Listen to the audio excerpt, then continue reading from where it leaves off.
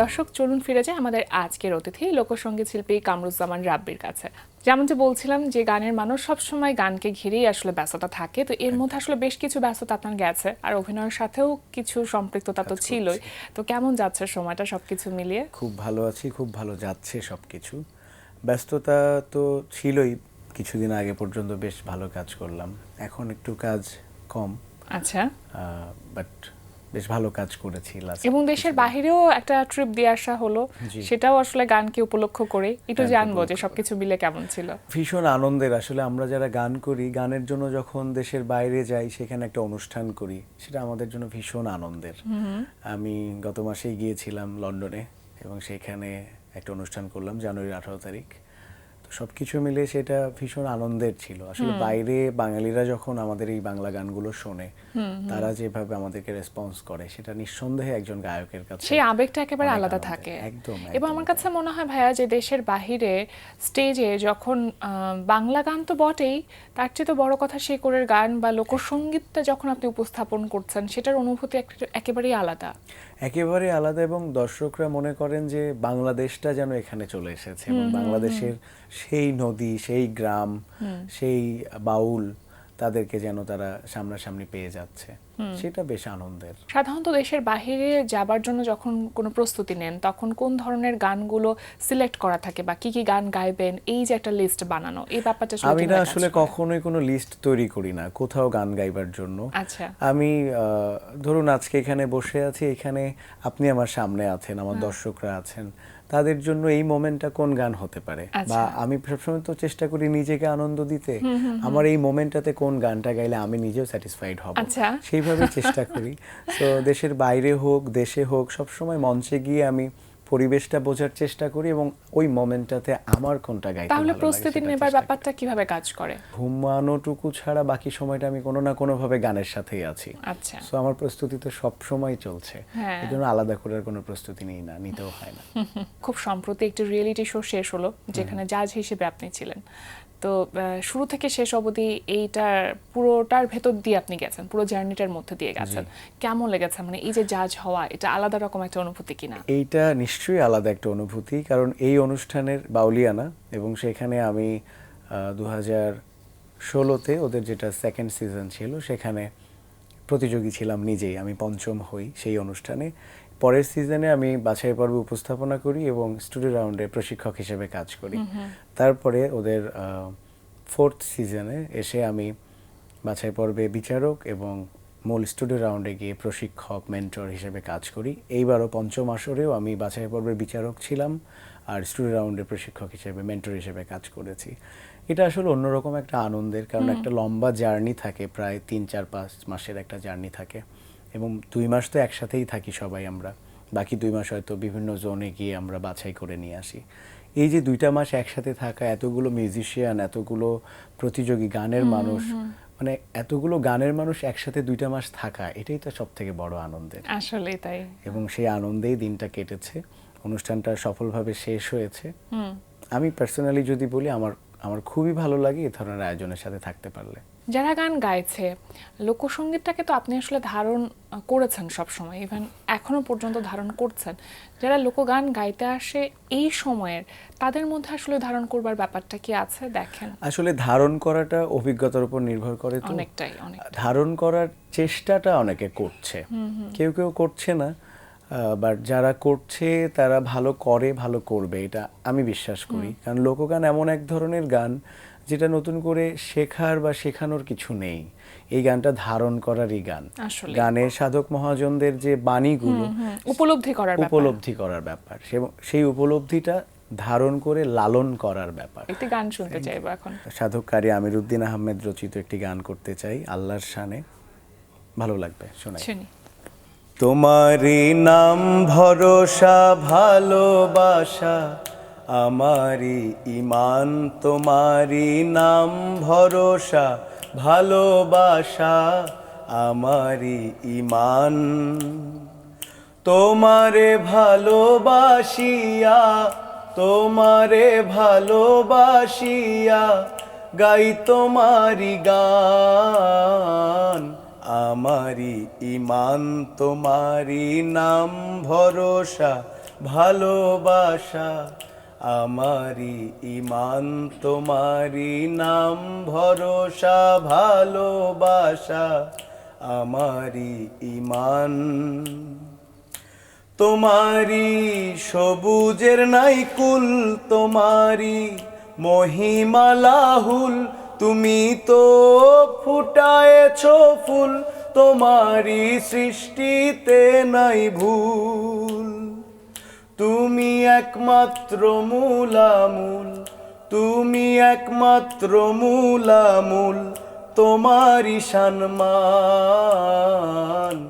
আমারি ঈমান তোমারি নাম ভরসা ভালোবাসা আমারি ঈমান তোমারি নাম ভরসা ভালোবাসা আমারি ঈমান।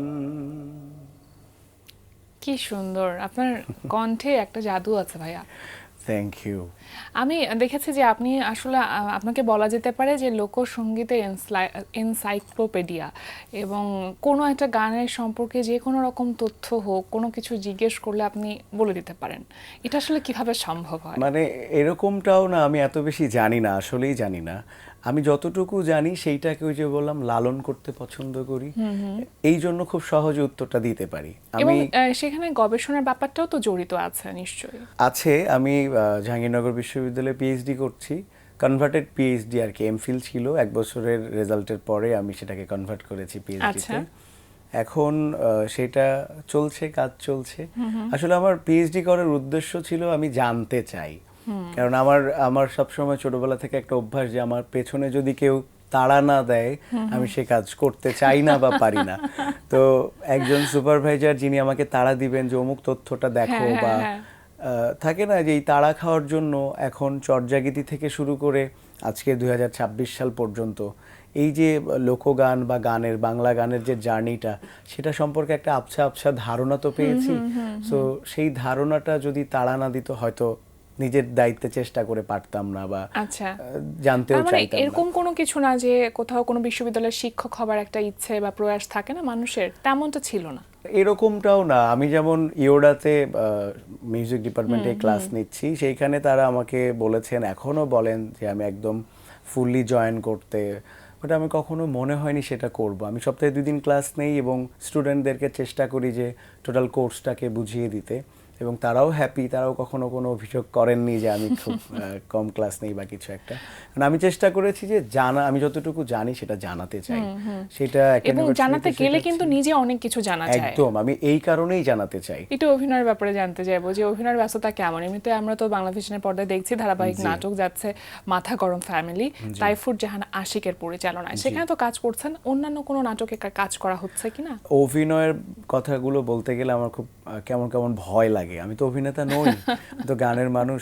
পরিচালকদেরকে আমি বলি যে ভাই আমি তো অভিনয় পারি না, ওনাদের বক্তব্য ভাই আপনি যা পারেন আমাদের এটা হবে। অভিনয় না পারাটাই কিন্তু অভিনয়, অভিনয় না করাটাই অভিনয়। অভিনয় না করাটাই অভিনয়, সেটাই তারাও বলে, তারা ভালোই বলে। দর্শকরা আমি জানি না কতটুকু ভালো বলে। আসলে আমার সবগুলো চরিত্রই দেখা যায় যে একটু গান সম্পর্কিত চরিত্র, কিন্তু এখানে যে শুধু গান গাইছি তা নয়, কিছু মেসেজ থাকে সমাজে, বা ওই গল্পের মধ্যে এই চরিত্রটা একটা গুরুত্বপূর্ণ চরিত্র, এই ধরনের কাজ করা হচ্ছে বা হয়। তো আশিক ভাইয়ের এই যে মাথা গরম ফ্যামিলি, যেটা বাংলা ভিশনেই যাচ্ছে, এই ধারাবাহিকটাতে তো কাজ করছি। এর আগে বাংলা ভিশনের 2টো ধারাবাহিকে কাজ করেছি, বউদৌড়, মাথা গরম বউদৌড়, আর হচ্ছে বাউকুমটা বাতাস। এছাড়া অন্যান্য চ্যানেলে একটা ধারাবাহিক করেছি, এবং আর একটা চ্যানেলে ধারাবাহিক অলরেডি রানিং চলছে, সেটা নতুন ধারাবাহিক শুরু হয়েছে। পাশাপাশি 7 পর্বের নাটক, 1 ঘন্টার নাটক, এগুলো অনেকগুলো করেছি এবং এখনো করছি আর কি, যখন তারা ডাকছেন। গানের ব্যাপারটা তো একেবারে আলাদা, সেখানে সন্তুষ্টি ব্যাপারটা আলাদা থাকে, কিন্তু যখন অভিনয়ের ক্ষেত্রে হয় তখন আসলে নিজের কাজগুলো দেখেন, তখন কি মনে হয় যে আসলে কি অভিনয় হচ্ছে না? অভিনয় হচ্ছে বা হচ্ছে না, এই চিন্তাগুলো তো নিশ্চয়ই হয়। এবং আমি যখন নিজের অভিনয়গুলো দেখি আমার বারবার মনে হয় যে আমার মন, আমার ব্রেন অভিনয় করতে পারে, কিন্তু আমার বডিটা অভিনয় করতে কম পারে। এটার কারণ অভিনয় তো আসলে প্র্যাকটিক্যাল অনেকগুলো বিষয় থাকে, যেগুলো বিভিন্ন দলে, বিভিন্ন থিয়েটারে, দলে প্রশিক্ষকদের মাধ্যমেই শিখতে হয়। তো সেইগুলো আমার অনেক সময় আমার চোখের এক্সপ্রেশন, আমার মুখের এক্সপ্রেশন, মনে হয় যে হাতটা কোথায় বা রাখবো, বডি মুভমেন্ট। একদমই তাই। তো এই ব্যাপারগুলো আমার কাছে মনে হয় যে এগুলো আমার অনেক ঘাটতি আছে, কিন্তু এখন আমি কোনো থিয়েটারে গিয়ে সেটা যে শিখবো সেইটা তো হয়ে ওঠে না। আর এই জন্য আমি চেষ্টা করি সবসময় আমার কো আর্টিস্ট যারা আছেন বা সিনিয়ররা যারা আছেন সেটে, তাদের থেকে দেখে দেখে শিখবার। আচ্ছা, নিজের কাজগুলো কি নিজে দেখা হয়, সময় পান? মাঝে মাঝে খুঁজে খুঁজে দেখি, খুব কম সময় পাই, কিন্তু যতটুকুই পাই আমি চেষ্টা করি দেখার। কোনো একটা নতুন গল্প, নতুন ধারাবাহিক, আমি সেখানে অন্তত 2-3টা পর্ব টেনে টেনে হলেও দেখি যে আমার কাজটা গল্পের সাথে কতটুকু সামঞ্জস্যতা রাখে এবং অন্যান্য চরিত্রগুলোর সাথে, তাদের অ্যাক্টিং এর সাথে আমার অ্যাক্টিংটা কতটুকু যাচ্ছে, সমন্বয়টা কেমন হচ্ছে, একদমই ফ্লপ কিনা, তুলনামূলক একটা বিশ্লেষণ চলে একদম, আসে। একদম। ভাই, আমরা আপনাকে আসলে অভিনয়ের পাশাপাশি উপস্থাপনাও করতে দেখেছি, তো উপস্থাপনার জায়গাটা কেমন লাগে? কঠিন জায়গা এই কারণে যে একটা মানুষের উপস্থিত বুদ্ধি যত ভালো, সেই মানুষ তত ভালো উপস্থাপনা করতে পারে, এটা আমি বিশ্বাস করি। আমি ভুলও হতে পারি, আমি আমার জায়গা থেকে মনে হয়েছে তাই। কারণ এই যে আপনার সাথে আমি কথা বলছি, আপনি আমাকে কি প্রশ্ন করবেন, আমি যখন উত্তরগুলো দিচ্ছি তার মধ্যে কিন্তু আপনি ভেবে ফেলছেন যে এরপর আমি ভাইয়া কেমনটা জিজ্ঞেস করব। সো এই যে জিজ্ঞেস করব কি এই টপিকগুলো খুঁজে বের করাটা একটু মুশকিল হয়। সহজও হয় যদি কামরুজ্জামান রাব্বিকে নিয়ে আপনি একটু জানেন, তখন আপনার জন্য খুব সহজ হয়। তো অনেক সময় দেখা যায় যে আমরা সেভাবে স্টাডি করতে পারি না, অনেক সময় জানার অনেক ঘাটতিও থাকে, তখন কষ্টও হয়ে যায়। আমি এখনো একটা অনুষ্ঠানের উপস্থাপনা করি একটা চ্যানেলে, এটা মরমিয়া, সুফি সঙ্গীতের আসর। তো সেখানে আমার গেস্ট যারা আসেন তারা বাংলার বেশ সবাই প্রসিদ্ধ সুফি সঙ্গীতের শিল্পী, লোকসঙ্গীতের শিল্পী, বাউল শিল্পীরা।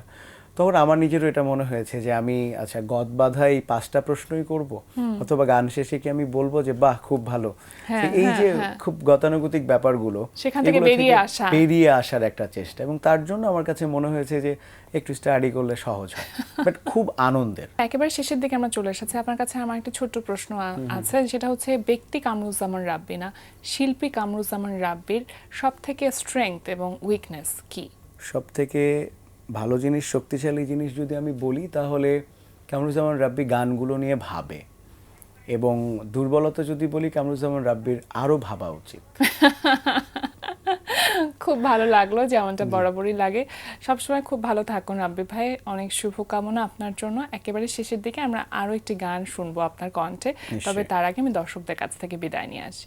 প্রিয় দর্শক, এতক্ষণ কথা হচ্ছিল অতিথির সঙ্গে, এবার সময় হলো বিদায় নেবার। আমাদের অনুষ্ঠান সম্পর্কে আপনার যে কোনো মতামত ও পরামর্শ জানাতে লিখুন এই ঠিকানায়। প্রযোজক দিন প্রতিদিন, Bangla vision, note tower, 110 বীরতম CR Dutta road, Dhaka 1205। Phone 96320304। আমাদের ইমেল অ্যাড্রেস dinprotidin@banglavision.tv।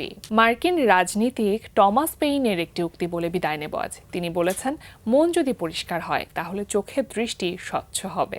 প্রিয় দর্শক, সবাই ভালো থাকুন, সুস্থ ও সুন্দর থাকুন। আজ সারাটা দিন সবার জন্য শুভ ও কল্যাণময় হোক। এবার গান।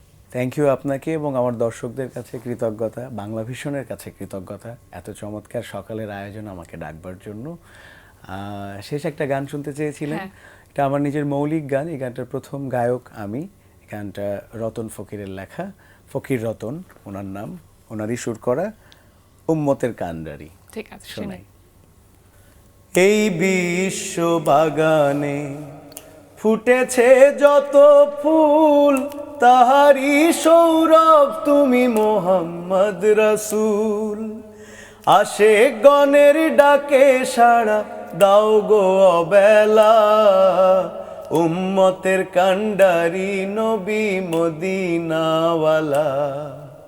উম্মতের কান্ডারি নবী মদিনাওয়ালা। রাখিলেন ইসলামের ঈমান, করিলেন বেলায়াতের বিধান। রাখিলেন ইসলামের ঈমান, করিলেন বেলায়াতের বিধান। মায়া মেনার ঘরের সে ফুল পিতায় আব্দুল্লাহ, উম্মতের কান্ডারি নবী মদিনাওয়ালা। উম্মতের কান্ডারি নবী মদিনাওয়ালা, উম্মতের কান্ডারি নবী মদিনাওয়ালা।